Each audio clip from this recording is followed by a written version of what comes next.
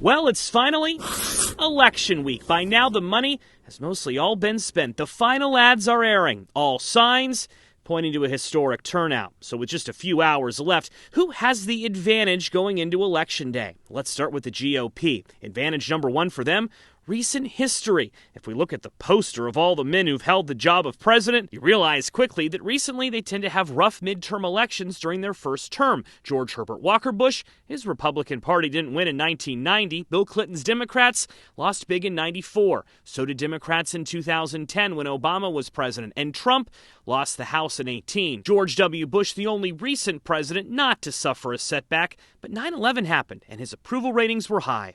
Republican advantage number two: inflation in the economy. While you can debate what role Democrats actually played in creating inflation, the reality is voters in nearly every poll care about this issue more than any other. And Republicans maintain the edge when it comes to who Americans think can fix it. My fellow Americans, folks can win. But don't count out just yet the Democratic Party, especially when it comes to the Senate. Democratic advantage number one: a friendly map and inexperienced GOP candidates. Of all these 9 swing states, Democrats currently control 5 of them, and all their candidates have a real shot at re-election. If Democrats just win what they already control, they'll keep control of the Senate. Democrats could also even flip a red state like Pennsylvania. Not to mention Republican Senate candidates in Arizona and Colorado, Georgia, Pennsylvania, Ohio, and New Hampshire are all running what experts say are solid campaigns, but not one of them has actually held elected office before. And finally, Democratic advantage number two: an unprecedented concern about democracy. This is the first major federal election